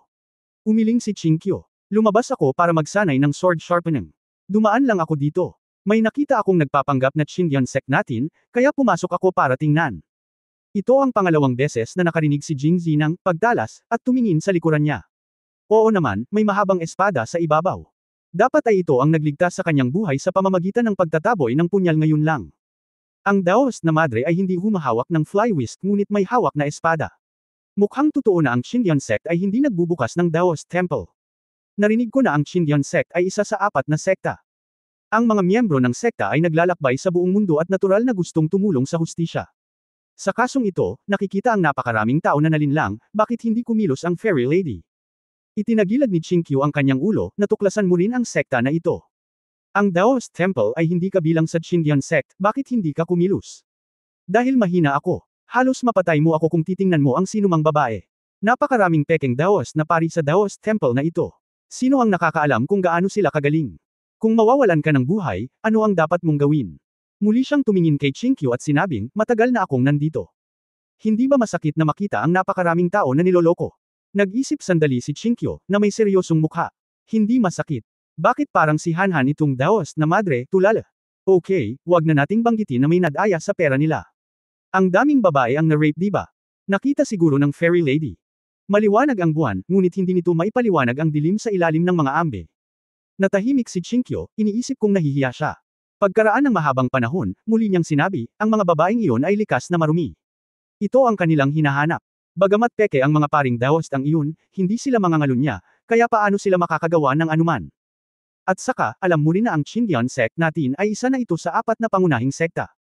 Matagal nang sarado ang Daos Temple, at ang mga matatanda sa sect ay bawal din sa pag-uusapan ng iba tungkol sa Daos Temples, kaya ayaw kong banggitin ang titulo ng fairy noon. Halatang Daos ang suot mo, pero ayaw mo pa ring tawagin ka ng iba na Daos madre. Ayoko. Okay, fairy lady. Chapter 118 medyo makapal ang balat niya. Malinaw na sinadya ni Jingzi na tinawag siyang fairy aunt, ngunit naiintindihan niya na siya ay nagdamdam, kaya hindi nagalit si Chinkyo. Hindi ko alam kung bakit pero pinaliwanag ko sa kanya. Sinabi ko na lumabas ako sa oras na ito upang patalasin ang aking espada, ngunit sa katunayan ito ay para sa isang pambihirang tagumpay. Ang pagbagsak ay ang paraan ng tibak, at ang mabigat na tibak ay mas mahalaga. Tanging kapag sinusunod mo ang daan mula sa iyong puso, may pananampalataya, at umasa sa isang bagay, maaari kang magkaroon ng kaliwanagan. Ang matabang Daos na iyon ay nagsinungaling ang mga tao ay totoo, ngunit ang kanilang sinasabi ay may katuturan. Lahat ay isang mahusay na paraan, at hindi ka dapat manatili sa isa. Nang marinig ito, nagkaroon ng epiphany si Chinkyo, ngunit ang dahilan kung bakit hindi siya kumilos ay dahil may mga bagay pa rin na hindi malinaw. Ano? Ang bodhisattva sa looban ay maaaring lumaki, at ang bodhisattva sa bulwagan ay maaaring umiling. Nakaka-curious talaga. Siguro alam ng matabang Daoist ang isa sa mga magagandang paraan na ito. Si Jingzi ay walang imak at tulala. Siguradong hindi ganoon katalino ang Daoist na madre na ito. Anong avenue? Isang pandaraya lang. Isang trick. Naisip ko na, ngunit hindi ko napansin ang mga pahiwatig, kaya naghintay ako ng napakatagal. Si Jingzi ay lubos na naniwala sa hanggal na Daoist na madre na ito. Fairy tita, posible bang kung hindi mo maisip ang blind trick na ito sa buong buhay mo, habang buhay mo itong panoorin dito? Kung ganoon, syempre hindi. Kung ganoon, bakit hindi kumilos ng mas maaga upang walang sinuman ang patuloy na malinlang? Pagkatapos ng ilang sandali ng katahimikan, bumantong hininga siya, at sinabi ni Chinkyo, tama ka, ako naman ang nawala sa isip ko. Tara na. Marahil iniisip ang matabang Daoist na pari at ang iba pa na gumagawa ng mga casual na bagay sa likod bahay, pansamantalang binago ni Chinkyo ang kanyang himig, kalimutan mo na ito. Maghintay tayo hanggang bukas ng umaga. Matapos tingnan ang 2 sako ng pera sa malaking hukay, sabi nga sa kasabihan, kung hindi ka kukuha ng pera, isa kang tanga, inilibot ni Jingzi ang kanyang mga mata at napagtanto ang kanyang plano. Shango, kapag lumabas ka para mag-practice, dapat mag-isa ka lang, di ba? Tumango si Chinkyo. Kung gayon ang fairy lady ay hindi maghahangad ng maraming pera, di ba? Patuloy na tumango si Chinkyo. Dahil ayaw ni fairy girl, pwede ka na. Sa wakas, si Bai Xiang ay hindi kasing abala ngayon. Lalo niyang gustong pasalamatan ang mangkukulam sa pagpapadala sa kanya ng sako. Napakabuting tao niya. Sandali lang. Sinabi ko na hindi, dahil gusto kong ibalik ang pera sa mga may-ari nila. Ano ang nangyayari sa pagpribado mo? Talagang hindi mo maibabalik ito. Si Jingzi ay nagsimulang magsinungaling muli, mananatili ka rito. Pagkatapos ng mahabang pag-iisip tungkol dito, nakita ko na ang mga tao na pumupunta rito para sa maamba ay mayaman man o marangal. May sinabi ang Daoist na pari noon pa man. Ang pagdarasal para sa mga pagpapala ay tungkol lamang sa pagkakaroon ng isang bagay na inaasahan, isang bagay na dapat paniwalaan, at isang bagay na maaasahan. Kung ibibigay mo ang pera sa kanila ngayon, mas masisira ang kanilang pananampalataya kaysa sa pananalig. Nag-isip si Chinkyo ng mahabang panahon sa anino at muling tumango. Sige, kung ganoon, tatanggapin ko. Tumalon si Jingzi sa hukay, naningkit ang kanyang mga mata sa tuwa. Libo-libong tail ng pilak, lahat ay walang kabuluhan. Isang tanga ang maging malungkot. Sa pagkakataong ito, umiling si Chinkyo. Shingon sect man o ibang sekta, kung gusto mong magkaroon ng foothold sa mundo, hindi may iwasang gumastos ka ng iba't ibang gastusin. Noong unang binuksan ng Daoist Temple, ang pera para sa insenso ay kinikita ng sekta syempre, iba tayo sa Fat Daoist. Tayong lahat ng insenso pera ay ginamit sa pagbili ng insenso, at ang bawat tao ay hindi pa rin kumikita ng malaki. Ngunit dahil nakansela ang Daoist Temple, ang kita mula sa pinto ay bumaba ng malaki, at ang Shingon sect ay katulad na ngayon ng ibang tao. Tulad ng sekta, magsisimula tayo ng iba pang negosyo at kumita ng pera para magamit ng mga disipulo. Shango, ang dami mong sinabi, gusto mo ba? Hindi masyadong narinig ni Jingzi ang sinabi ni Chinkyo at nakakunot ang noo niyang tanong. Ang pera na nakolekta ng mga taong ito sa ilalim ng bandila ng ating Shingon sect ay natural na pag-aari ng ating Shingon sect. Sumulyap si Chinkyo kay Jingzi at naisip na kung ayaw niyang lamunin siya nito, bakit hindi?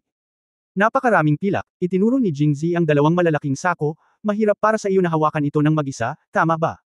Okay lang, di ba? Pagkaraan ng mahabang panahon, sinabi ni Jingzi, Shango, hindi ko sinabing tutulungan kita. Pero niligtas kita. Sumulyap siya sa kanya at idinagdag, si Qiu Chen ang pinaka-proud na disipulo sa Tungtian Palace. Hindi lang siya napakahusay sa martial arts, kundi isang mapaghiganti na tao. Dahil sa tingin niya, nagnakaw ka. Pagkatapos tingnan siya, natural na hindi kita bibitawan. Ahem, hindi ito isang silip, ito ay isang tapat na hitsura. I don't care about that. Anyway, kung gusto kanyang patayin, siguradong hindi niya gagawin iyon sa Jingzhou City, dahil sa Angolv. Nakasaad sa batas na hindi basta-basta makakalaban at manakit ng mga tao sa Jingzhou City ang iba't ibang sekta. Kung papatayin kanya, gagawin lang niya ito sa daan papuntang Jingzhou. Pagkatapos sabihin iyon, muli siyang tumingin sa kanya, so, tutulong ka ba? Well, anyway, babae ka. Hindi talaga maginhawang magdala ng dalawang malalaking sako mag-isa. Tutulungan kitang ihatid ang mga ito sa Jingzhou City. Pero hayaan mo akong magpaliwanag ng maaga, hindi ito dahil natatakot ako sa Qiu Chen na iyon, ito ay dahil may mabuting puso ako. Tama si Qiu Chen. Lumingon si Qingqiu, wala kang gaanong kakayahan, ngunit medyo makapal ang balat mo. Pupunta ako para ilantad ka bukas ng madaling araw. Kung tungkol sa iba pa, ipaubaya ko ito sa iyo. Siya nga pala, ilagay mo ang pera sa karwahe at sabay-sabay kang bumalik sa Jingzhou bukas. Pagkasabi niyon, tumalon siya sa dingding ng Daoist Temple at lumipad palayo. Nakatingin sa kanya na naglalakad palayo ng maganda, nakatingin sa dalawang malalaking bag ng pilak sa hukay, at nakatingin kay Hanhan na nakahandusay sa lupa, iniisip kung gaano siya katagal mawawalan ng malay, ipinahayag ni Jingzi na siya ay labis na nasaktan. Kung alam ko lang to, hindi na sana ako lumabas ngayong gabi. Nang hilahin ni Jingzi ang dalawang bag ng pilak sa karwahe ng mag-isa, at pagkatapos ay kinaladkad si Hanhan, na kasing bigat ng baboy, sa likod bahay, siya ay pagod at pagod. Nahihirapang hinailan niya si Hanhan sa pintuan. Sa sandaling ito, bumukas ang pinto ni Zhang Xiaoyu, at inilabas niya ang kanyang ulo, nakatitig kay Jingzi na may pag-uusisa sa kanyang mukha. Isinandal ni Jingzi si Hanhan sa dingding at bumagsak sa lupa dahil sa pagod. Di ba sabi ko magpahinga ka na? Bakit hindi ka pa natutulog? Tanong niya habang nakahinga ng maluwag. Hindi pa kayo bumabalik, at palaging may ilang kakaibang ingay na nagmumula doon. Paano ako maglalakas loob na matulog? Kinurot ni Zhang Xiaoyu ang kanyang damit at sinabing namumula ang mukha. Itinaas ni Jingzi ang kanyang mga tenga upang makinig, at sigurado, sunod-sunod pa rin ang tunog ng putok ng artillery. Kailangan niyang hanggan ang mga peking Daoist na pari na ito, ang kanilang pisikal na lakas ay talagang kahanga-hanga. Pagkatapos ay itinuro niya si Hanhan, ano ang problema niya? Ayos lang. Natamba ako at nahimiti lang. Ayaw sabihin ni Jingzi ang nakakahiyang bagay tungkol sa 2 taong binugbog ng isang babae ngayong gabi, tama lang yan. Pakiusap tulungan mo akong tulungan siya.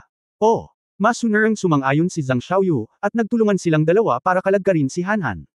Pagkatapos ng maraming pagsisikap, sa wakas ay tinulungan si Hanhan sa kama.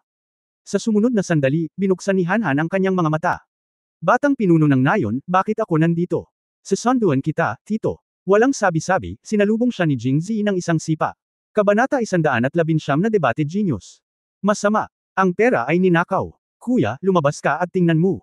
Pagbukang liwayway pa lang ay may sumigaw mula sa labas ng pinto. Itinulak ni Jingzi ang pinto at nakita ang isang maliit na Daoist na pari na tumatakbo mula sa harapan at nakatayo sa labas ng pinto ng susunod na pakpak, sumisigaw. Pagkaraan ng ilang sandali, ang matabang Daoist na pari at ang iba pang maliliit na Daoist na pari ay tumakbo palabas na may gusot na damit. Anong nangyari? Bakit kinuha ang pera? Tanong ng matabang Daoist na pari habang ikinakabit ang kanyang mga butones. Bodhisattva. Isang malaking butas ang hinukay sa ilalim ng Bodhisattva, at lahat ng pera dito ay nawala. Ano? Nagulat ang matabang Daoist na pari at tumakbo palabas, na sinundan ng malapitan ng maliliit na Daoist na pari. Hiniling ni Jingzi kay Hanhan na manatili at protektahan si Zhang Xiaoyu, at dahan-dahan siyang sumunod. Nagmamadaling umalis ang mga pari ng tao na hindi man lang sila nag-abalang isara ang pinto. Ang mga kabataang babae na tumayo at kinuskos ang kanilang mga mata ay biglang nagpahayag ng kanilang pagmamahal, ngunit nang makita nila ang hitsura ni Jingzi sa huli, wala siyang balak na magtakpan, ngunit ang kanyang mga mata ay nag-aalab sa pagnanasa. Kuskusin, Roarbik. Mabilis na tumakas si Jingzi. Sa oras na ito, lahat, sa pangunguna ng matabang Daoist na pari, ay nagtipon sa harap ng hukay na may seryoso at galit na mga mukha. Sino ang gumawa nito? Isang grupo ng mga pari ng tao ang tumingin kay Jingzi. Kung tutusin, siya lang ang tagalabas sa Daoist Temple kagabi, at siya ang pinakamahinala. Ako ito. Sa oras na ito, isang pamilyar at kaaya-ayang boses ang tumunog. Pagkatapos, lumipad si Qingqiu mula sa dingding ng patio at lumapag sa harap ng matabang pari ng tao at ng iba pa. Kung hindi ka aalis sa pinto, lilipad ka lang. Gusto mo bang hilahin ito ng ganyan? Nagalit si Jingzi sa pag-iisip tungkol sa pera na blackmail niya. Pero nang tumingin siya, natigilan siya. Si Jingzi ay nanunumpa na hindi pa siya nakakita ng ganoon kagandang Daoist na madre sa kanyang nakaraang buhay o sa buhay na ito. Ang kanyang hitsura ay hindi maaaring iguhit sa comics, animation o laro. Tahimik siyang nakatayo sa harap ng rebulto ni Qingyan Bodhisattva. Ang kanyang maselang mukha ay maganda at pino, ang kanyang ekspresyon ay kalmado at tahimik, at ang kanyang magagandang mata ay kasing linaw ng tubig. Sa mga kaakit-akit na katangian at matingkad na mga mata, naramdaman ni Jingzi na ang lahat sa paligid niya ay malabo at malabo kahit na napakaraming Daoist na pari sa pagitan niya at siya na lang ang natitira sa mundo. Sa katunayan, maliban kay Jingzi, maging ang matabang pari ng tao ay natigilan. Kung tutusin, kung ikukumpara ang mga babaeng kasex nila sa fairy girl sa harap nila ba, manok ang isa at phoenix ang isa, walang posibilidad na mapagkumpara. Pagtingin sa Daoist robe na suot niya, madilim kagabi at nakatayo siya sa anino. Naisip ni Jingzi na siya ay nakasuot ng parehong Asher na robe gaya ng matabang Daoist na mga pari, ngunit ngayon ay ibang-iba na ang hitsura nito. Ang Daoist robe na suot niya ay gawa sa bagwa embroidery. Ang base material ng robe ay nagpapalit-palit ng sky blue na yaogua texture. Ito ay masikip at slim-fitting. Ang kanyang magandang figure ay makikita ng malinaw sa background ng Daoist robe. Sa oras na ito, umihip ang hangin, at hinay pa ng hangin ang leleya ng kanyang damit na tao. Nasa ibaba ang plain white lined na pantalon at Daoist boots. Maaaring ito ay isang ordinaryong Daoist robe na isinusuot ng iba, ngunit sa kanyang walang kamali-mali na figure at ang ugali ay biglang nagkaroon ng kahulugan ng isang fashion show. Ang kanyang buhok ay maayos na hinayla pataas sa isang Daoist bun na may plain Daoist scarf. Ang kanyang buhok ay nakalat sa likod niya na may Daoist scarf, at ang kanyang manggas ay parang umaagos na ulap na nagdagdag sa kanyang aura ng pagtalikod. Sinabi rin niya na hindi siya isang engkanto, ngunit ikaw ay higit na immortal kaysa sa isang engkanto. Dahil hawak niya ang mahabang espada kahapon sa kanyang kamay, ang lasa ng Daoist ay bahagyang natunaw, na ginagawang mas kabayanihan ang banal at dalisay na ugali na ito. Bumagsak ang mga mata ni Jingzi sa kanyang dibdib ang salitang, Qing, ay nakaborda dito. Naisip niya na ito dapat ang natatanging simbolo ng Qindian sect. Kahit na ang matabang Daoist na pari ay isang copycat, hindi siya maglalakas loob na bordahan ang salitang, Qing, dito. Makikita na natatakot pa rin siya sa Qindian sect sa kanyang puso.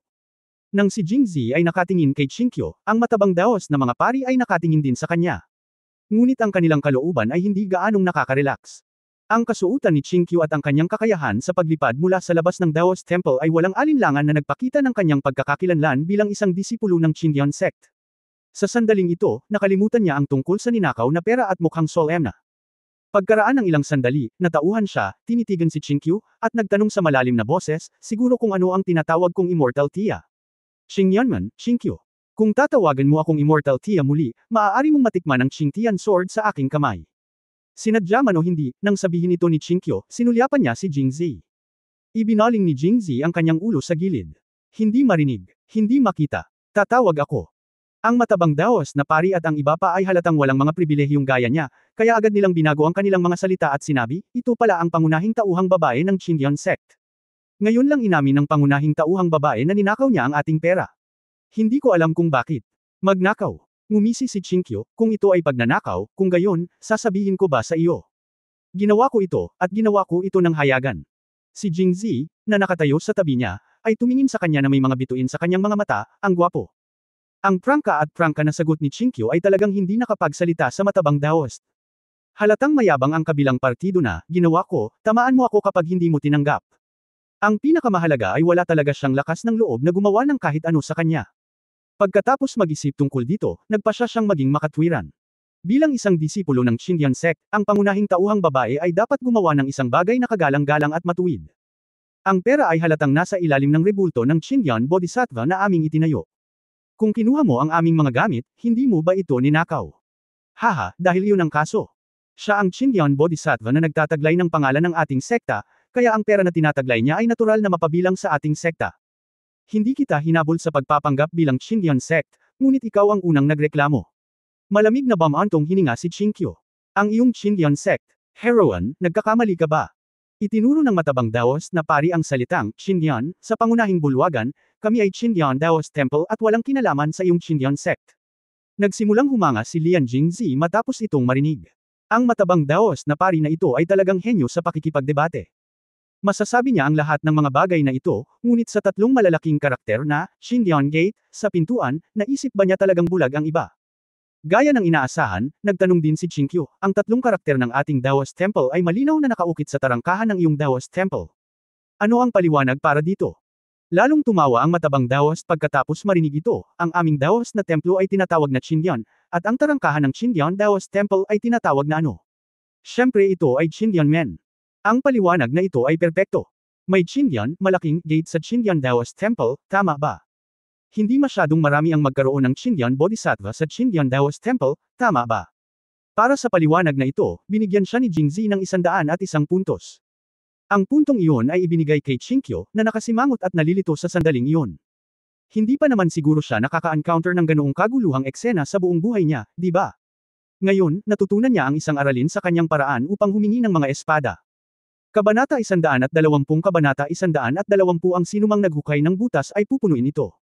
Si Chinkyu ay naglakbay sa buong mundo sa loob ng maraming taon at hindi kailanman nakatagpo ng ganoong kahihirap na problema. Ang tarangkahan ng Qindian Temple, tinatawag na Qindian Gate, parang walang mali. Akala niya noong una ay simpleng bagay lang ito, ngunit nang lumabas siya para magpakitang gilas, tumakas ang Peking Daos na pari sa kanyang tapat, at masaya siyang naging payapa.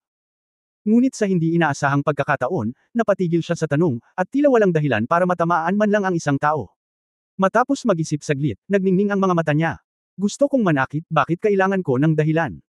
Pagkatapos ay nanlamig ang kanyang mga mata, bilang isang disipulo ni Qindian, ang pinakakasuklam-suklam na bagay sa mundo ay ang mga taong tulad mo na nanloloko ng pera at sex.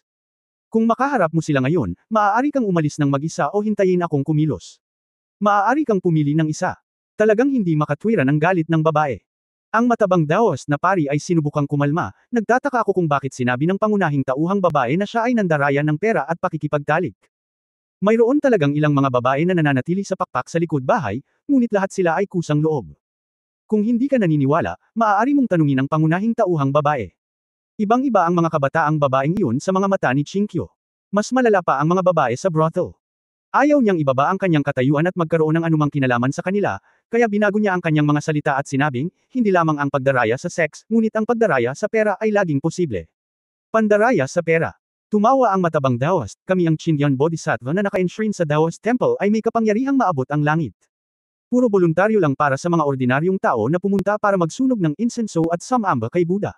Bakit mo gustong manlinlang ng pera? Pagkatapos ay itinuro niya si Jingzi sa likuran niya, ang Master Han na ito ay gustong lumapit sa pangunahing tauhang babae. Alam mo, maaari mo ba siyang tanungin, maaari bang lumaki ang ating Bodhisattva? Maaari bang umiling ang Bodhisattva sa pangunahing bulwagan?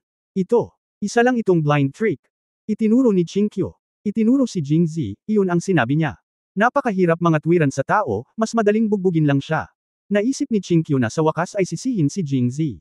Master Han, sa tingin mo ba ay binubulag ka namin? Hindi ba? Lumakad ng ilang hakbang si Jingzi at lumapit sa katawan ng lotus sa ilalim ng upuan ng Qindian Bodhisattva. Itinuro niya ang mga usbong na nasa gilid ng hukay ang taas ng kalahating daliri. Pinulot niya ang ilang nagkalat na soybeans at nanunuya, bago ilagay ang rebulto, ikalat ang mga soybeans sa lupa. Kapag inilagay ang rebulto, budburan ng tubig araw-araw at ang mga soybean ay sisibol, na natural na magtataas ng rebulto, tama ba? Si Fat Daos Priest silent, na parang nagtataka kung paano niya makikita ang kanilang panlilinlang, si Chinkyu ay humakbang ng 2 hakbang pasulong, tumingin sa hukay, at nalaman na ito nga ang nangyari. Bahagyang nagbago ang tingin sa mga mata ni Jingzi. Ang matabang Daos ay huminto sandali at galit na nagsabi, kahit na ito ay hindi totoo, kung gayon ang Bodhisattva sa bulwagan na maaaring umiling at tumango ay hindi maaaring magsinungaling, tama ba? Mas simple pa iyon. Pagkatapos sabihin iyon, gumawa ng malaking hakbang si Jingzi. Naglalakad patungo sa pangunahing bulwagan, sumunod na malapit si Chinkyu sa likuran. Ang kanyang pag-uusisa ay hindi kailanman naging kasing lakas na ngayon. Itinaas niya ang baras na bakal sa tabi ng Bodhisattva at sinabing, kung tama ang hula ko, ang isang dulo ng baras na ito ay bakal at ang kabilang dulo ay magneto, tama ba? Ang Bodhisattva ay gawa sa bakal at bato, at ang kanyang ulo ay maaaring maalog. Ang bakal at magnet ay umaakit sa isa't isa, kaya natural na ito ay artificial na tumango siya at umiling. Matapos marinig ito, kinuha ni Chinkyu ang pamalo na bakal at pinagpag ito sa harap ng ulo ng Bodhisattva. Kung nasaan man ang bakal, tumango ang Bodhisattva. Kung malapit lang, diretsyong sinisipsip. Ang pagbabago sa kabilang dulo ay hindi makakatulong. Masayang sinabi niya, talagang totoo. Sa pagkakataong ito, mas nagniningning ang kanyang mga mata at tila medyo nagdududa. Mula nang pumasok si Jingzi sa Daos Temple, lihim niyang napagmasdan na tila hindi siya lumuhad o nahawakan ang rebulto. Paano niya ito naiintindihan ng ganoong detalye? Kung hindi siya nakatuon sa pagpuksa sa mga huwad na paring Taoista, iisipin niyang mga kasabwat ang mga ito. Mukhang hindi ganap na tama ang sinabi ni Qiu Chenchen. Ito ay hindi tulad ng siya ay walang kakayahan sa lahat. Kahit na siya ay may kaunti nito. Ang matabang Daos na pari ay naging kulay lupa nang ituro ni Jingzi ang misteryo. Ngunit kapag iniisip ko kung gaano ako namuhunan sa pagtatayo ng templo ng tao at pagdadala ng mga estatwa, ang paghahanda ay tumagal ng higit sa 1 taon, at talagang ayaw kong makita na ang lahat ng pera na mayroon ako ay malapit nang mawala. Kinindatan niya ang maliliit na pari ng tao sa likuran niya. Agad silang naunawaan at nagkalat sa lahat ng direksyon. Naglabas sila ng malalaking kutsilyo mula sa kung saan at pinalibutan silang dalawa. Ngumisi ang matabang Daos na pari, kung hindi mo hahayaang kunin ko ang pera ngayon, kahit na ikaw ay mula sa Qindian sect, hindi ka makakalabas sa pintong ito. Ang kayamanan ay kaakit-akit, ngunit ang kasamaan ay laging nasa panig ng katapangan. Alam ng matabang daos na pari kung gaano kalakas ang Qindian sect, ngunit naisip niya na siya ay nasa ilang at ang punong tanggapan ng Qindian sect ay malayo sa Jiangling, na hindi niya maabot. Kahit napatayin niya silang dalawa at hamukay ng butas at ilibing, sinong makakaalam? Tungkol naman sa halaga ng puwersa ni Qingqiu hindi niya ito isinaalang-alang. Sa dinami-dami nila, posible bang wala silang magawa sa isang babae? Gusto kitang buhayin, pero... Sa sandaling matapos siyang magsalita, nawala kaagad ang figure ni Qingqiu. Naramdaman na lamang ni Jingzi na nanlabo ang kanyang mga mata nang makita siyang sumulpat sa tabi ng matabang daos na pari. Malinaw niyang narinig ang tunog ng pagguhit ng espada, ngunit ang espada sa kamay ni Qingqiu ay ligtas pa ring naipasok sa scabbard. Kaya lang, may manipis na biyak sa leeg ng matabang daos na pari, at umaagos ang dugo sa kanyang leeg. Biglang namanhid ang anit ni Jingzi. Sa unang pagkakataon, naramdaman niya na ang inosenteng si Qingqiu ay maaaring nakakatakot. Flop. Sa susunod na sandali, ang matabang daos na pari ay nahulog sa harap ng bodhisattva. Sumulyap si Qingqiu sa iba, may balak ka pa bang humingi ng pera? Flop. Ibinagsak ng lahat ang kanilang mga espada at lumuhod, sumisigaw ng, babae, iligtas mo ang iyong buhay. Ito ay hindi isang kalaban ng parehong timbang sa lahat. Paano lumaban? Nanatiling hindi nagbabago ang ekspresyon ni Qingqiu, dalhin mo siya at umalis ka rito kaagad. Kapag nakita kitang ginagawa muli ang mga masasamang bagay na ito, hindi ako magpapakita ng awa. Salamat, heroine. Ang maliliit na paring Taoista ay nagmamadaling yumuko bilang pasasalamat, hinihila ang kanilang taba. Umalis ang katawan ng daos na pari na naiihi. Sa totoo lang, hindi ko gustong patayin siya. Napabuntong hininga si Qingqiu, na parang nakikipag-usap sa sarili, o nagpapaliwanag kay Jingzi, ngunit noong naisip ko na kaya niyang gayumahin ang batang babaeng iyon gamit ang droga, hindi iyon noong nakilala kita. Natatakot ako. Masisira ang buhay ng babaeng yan. Magiging kapahamakan ang pagpapanatili sa gayong tao, kaya mas mabuting patayin siya. Fair na. Sino ang pupunuin ng malaking butas sa labas? Ano ang ginagawa mo upang punan ng butas?